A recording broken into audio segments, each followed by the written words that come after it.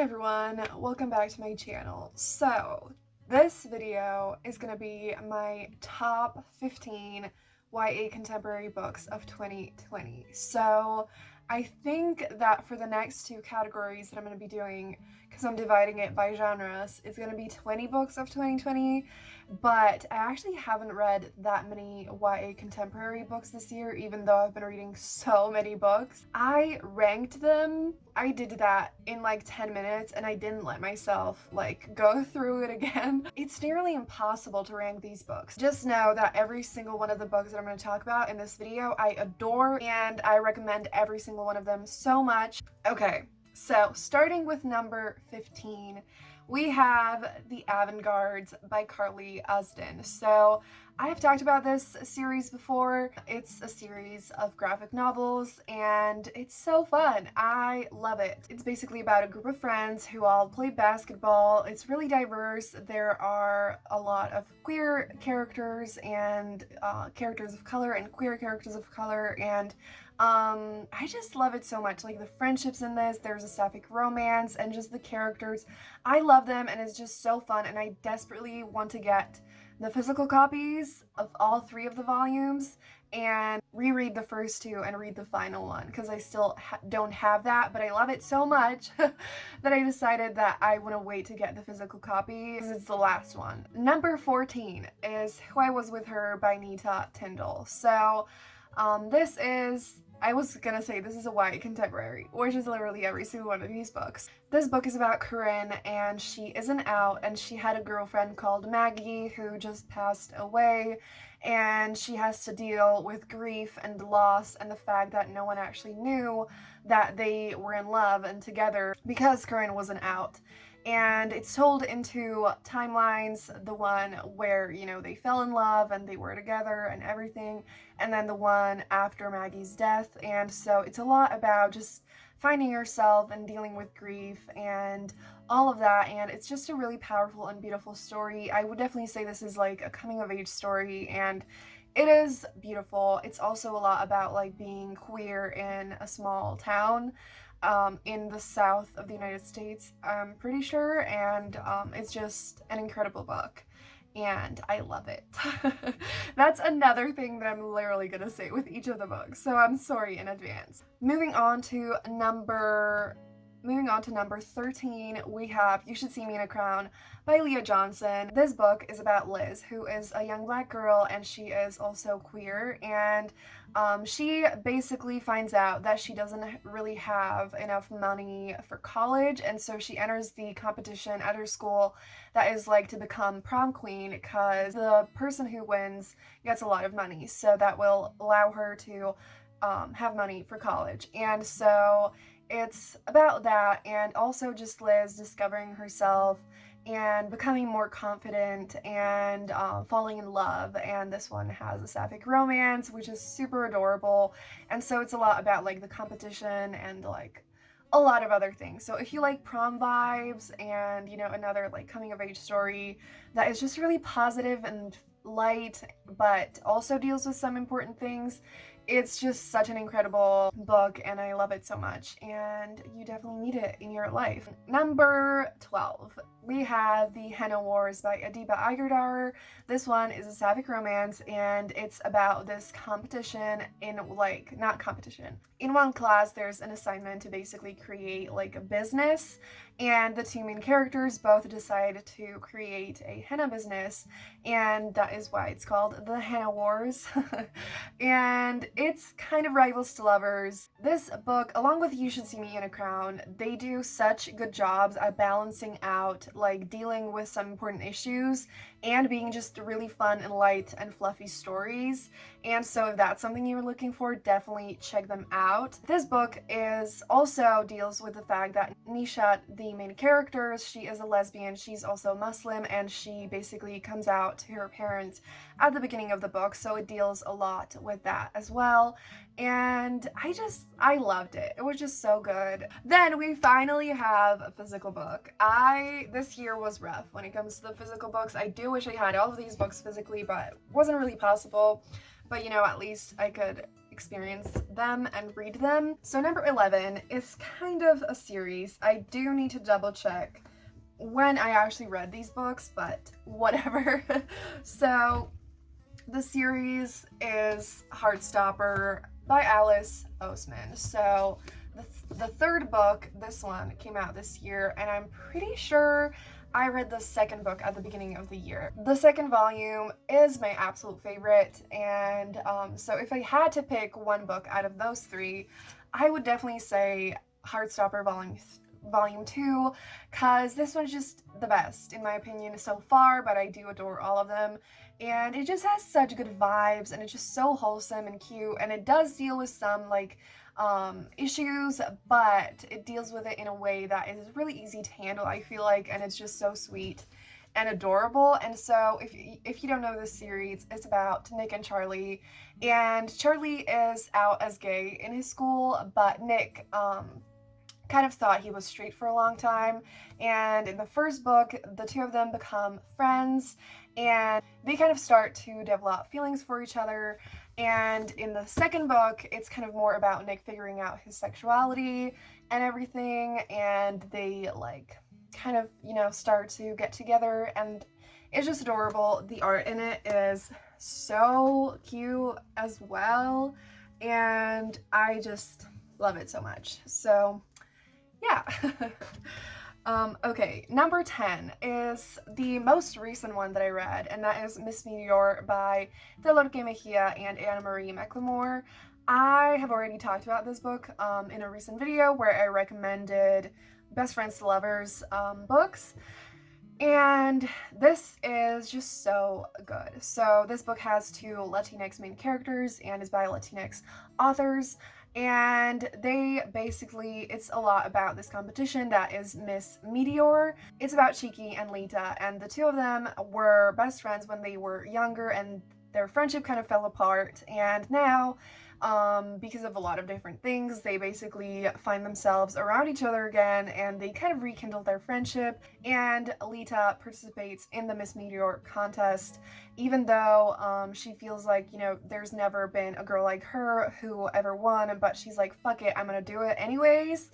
And it's just so beautiful. Like, if you read You Should See Me in a Crown and you liked the prom vibes and you want more of that, definitely check this one out, and vice versa, because it does have similar vibes in that sense. And it's just so good. I love it so much. It was just so fun, and I love books about friendships, and the romances were adorable. And Chiki also kind of goes on a journey to figuring out her identity and sexuality, and she is pansexual, and so if you're looking for that representation, definitely check this one out as well.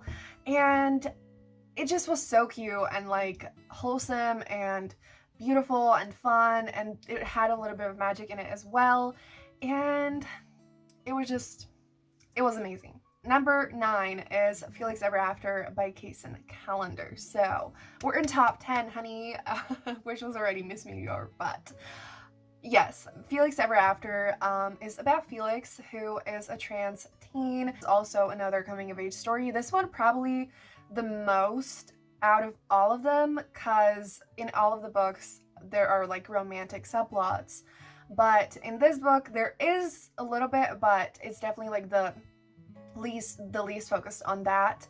And so it's just about Felix figuring out his life, his identity, falling in love for the first time, figuring out what that like means and everything. And this book is just incredible. The thing that I always say about Kaysen Callender is that they write the most like realistic stories that feel like the characters are actually human, because they're so messy and they actually like fuck up a lot of things, and a lot of the times in the plot and like all that happens, it's kind of frustrating to read, but it all comes together in the end, and it actually makes for such a real and human and raw story, and I love that so much. And this book was definitely my favorite so far by Kaysen Callender. It was just incredible and so powerful. And like while I was reading the book, because of all that I just said, I kind of felt like there were times when I was a little bit frustrated, and I felt like I'm not sure if this is a 5-star or, you know, that type of a feeling. But when the book was over, when it all came together, I was like, fuck, this is absolutely a 5-star. This was so good. It was just so well written. It was just so it was incredible. It was just amazing. And yes, so again, if you're looking for a book that has a trans main character and deals a lot with like figuring out his gender and identity and all of that, absolutely please check this book out. It is so good.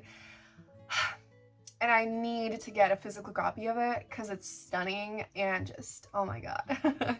Number 8 is The Weight of the Stars by Kay Ancrum. This book I actually read for a video that is coming in January, finally, so stay tuned for my thoughts while I actually read it. I cried my eyes out. So this book is a YA contemporary. A lot of people think that it's sci-fi, but it's actually not. It's just, there are elements of space, there are like a lot of conversations about space, and like space is a part of the book, but it's not sci-fi, if that makes sense. And this book is has the found family trope, it has a sapphic romance, it is I don't know if I want to tell you about the plot. I don't even know if I can like describe it. It's about Ryan and Alexandria, and they're both kind of loners in different ways. And Alexandria is kind of like new to town, and Ryan ends up kind of like offering her that they could be friends. And there's a lot of like mixed feelings around all of that. I can't really like put it into words and like explain it to you. You just need to read it and see for yourself. But this book is just incredible, and there is another Kay Ancrum book on this list that I'm going to get to. And Kay Ancrum's books, her writing is unlike any that I've read before. Like, she doesn't write in chapters, at least the 2 books that I'm going to talk about. They're written kind of in time chunks, and they're really short, and they're really, it's just so, it makes it so quick to read her books. I don't even think that like the word count is really high, but that's because Kay Ancrum manages to really just write about the most important things that drive the story forward and nothing more. But like, it's completely enough. It's like everything that you need. And so there's no like excess information. There's no times when it feels like the story is dragging on. And it's just so incredible and impactful and amazing. And it also feels just so human, and you absolutely need to read this book. And if you just, you need it. Okay, moving on to number 7, we have Queens of Geek by Jen Wilde. I love this book so much.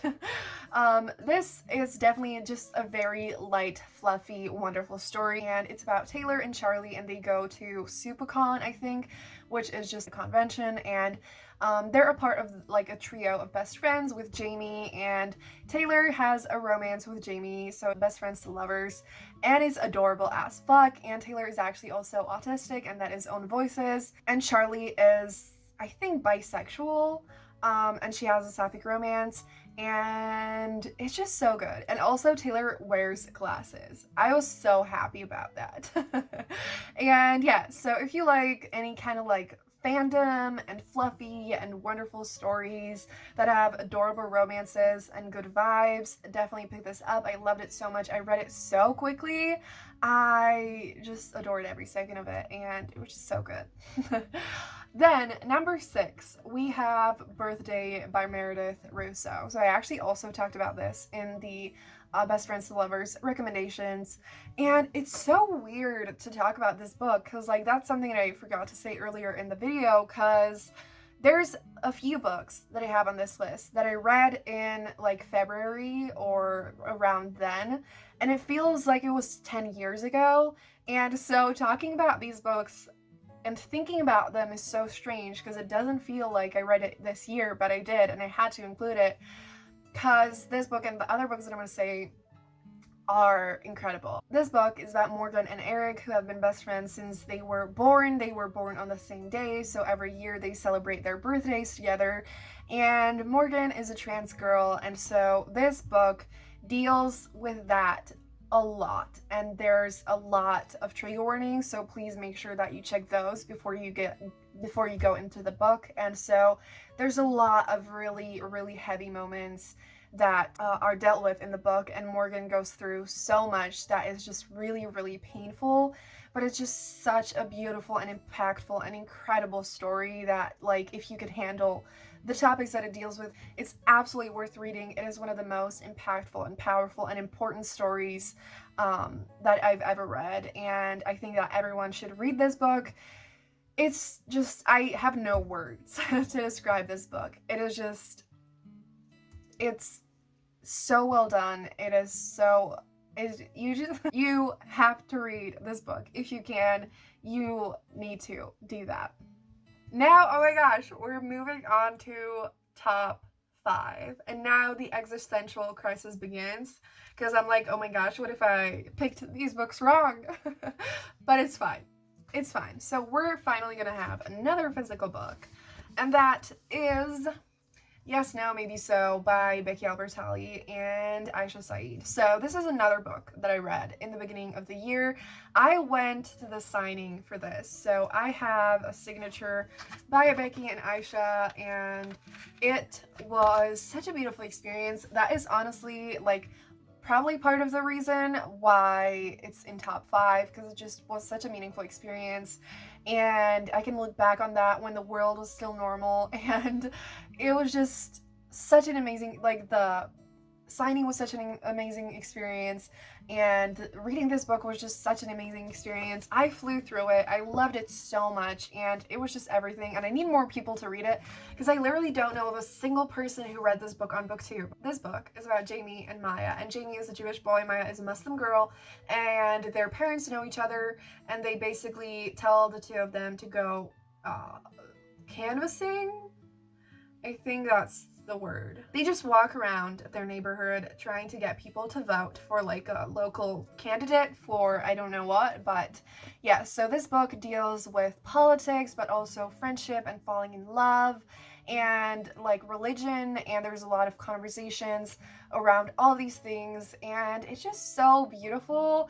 And again, like, it deals with some important issues, but at the same time it's just a beautiful, fluffy, wonderful romance, and the two main characters are so precious and adorable. I loved every second of this, and I really need to do a reread, and it was everything.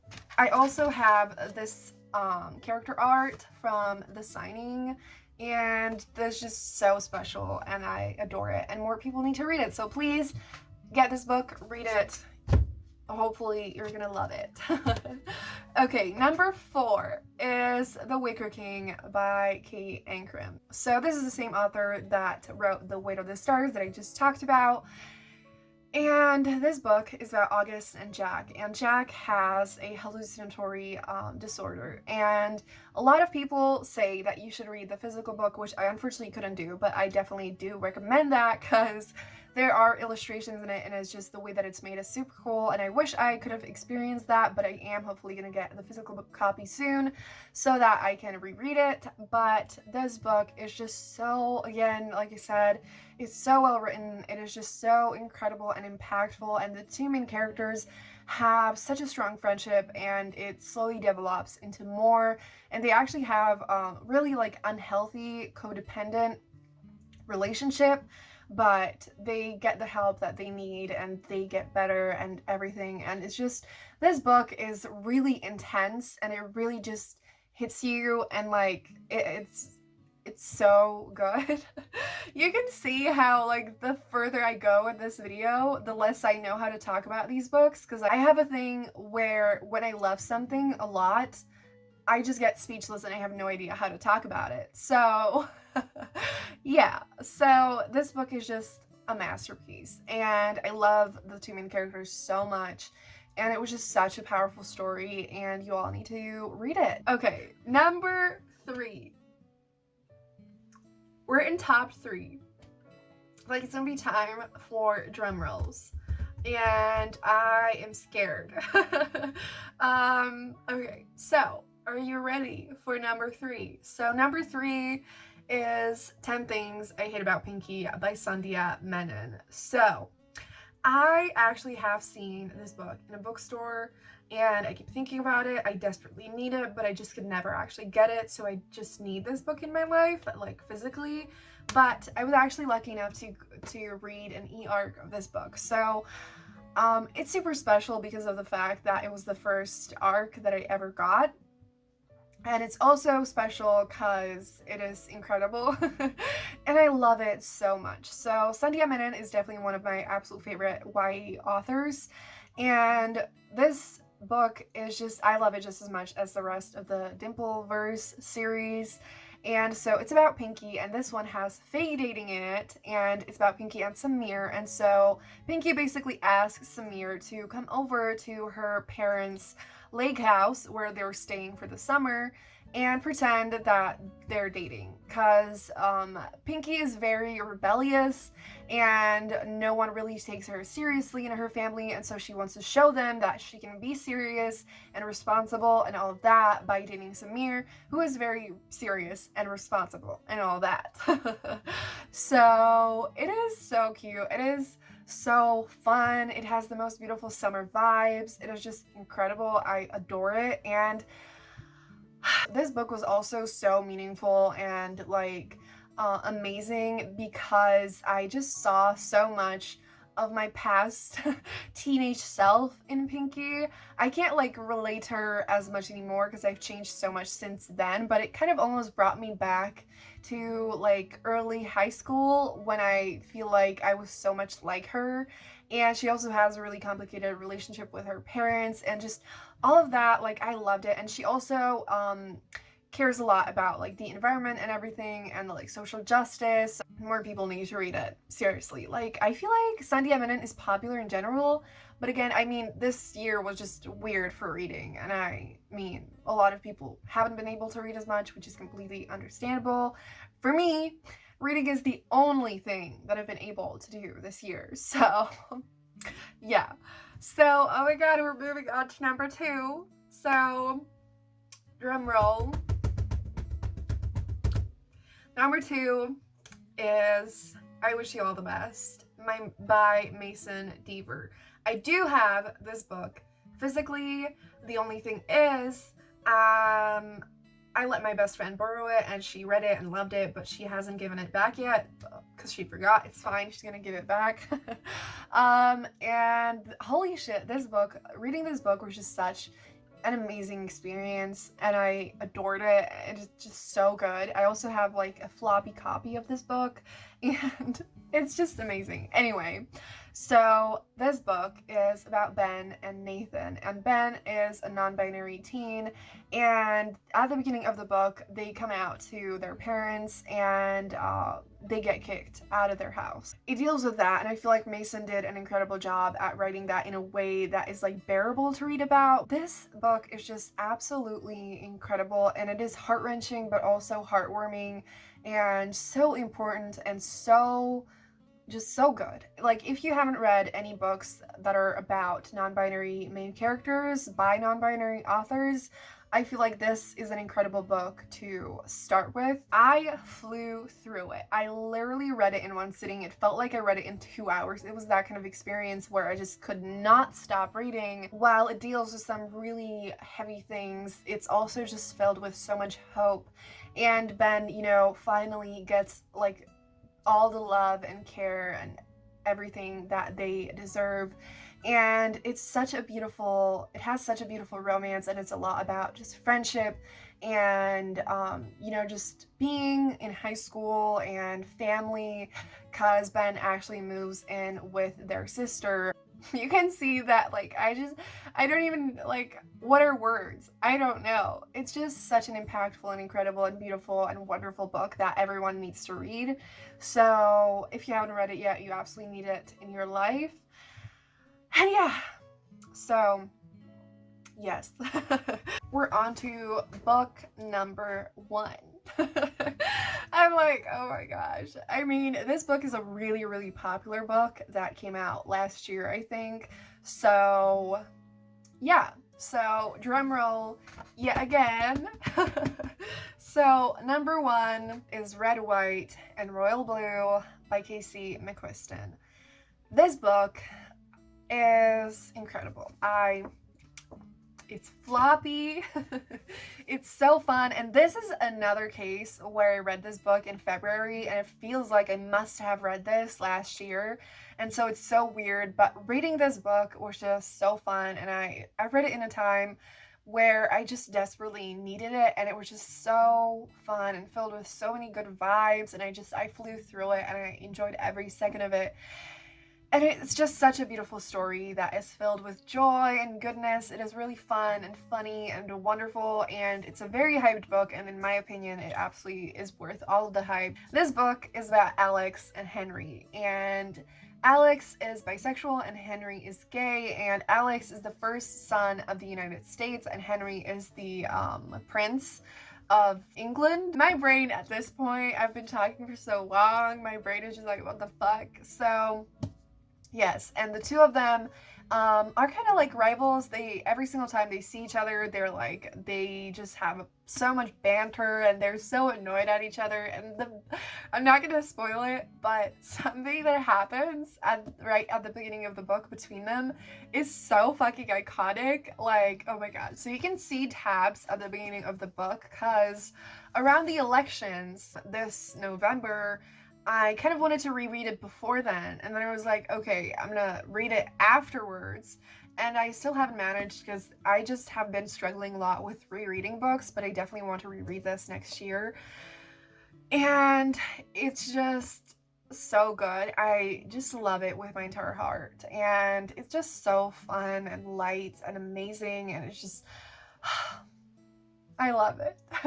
And like Henry and Alex together are so good, and like the way that it happens and everything is just incredible. And it also deals quite a bit with politics, and I do really like seeing that in books, especially like, you know, YA contemporary books. And I just felt like it was just done so well, and it was just everything. You know, speechless. Yes. Yeah. But I feel like a lot of people know this book. So, you know, most people I feel like have heard of it, so they've either read it or they aren't interested. But if you are interested or you didn't know about this book and you've been wanting to read it for long, you know, just pick this book up. It's so good and I love it. And oh my gosh, like this, yes. So that is it for my top 15 YA contemporary books of 2020. I love all of them so much. Honestly, my brain is just empty at this point, so I should just shut the fuck up. Tell me what your favorite YA contemporary books of this year are, and if you have read any of these books, tell me what you think about them. And if you made it this far in the video, leave like a medal emoji down below, or something that is like competition related ranking type of thing. I don't know if that makes any sense. Please leave that emoji down below. Thank you so much for watching, and yeah, and give this video a thumbs up if you enjoyed it, and that's gonna be it. Have a great day. I'm gonna see you soon in another video. Bye.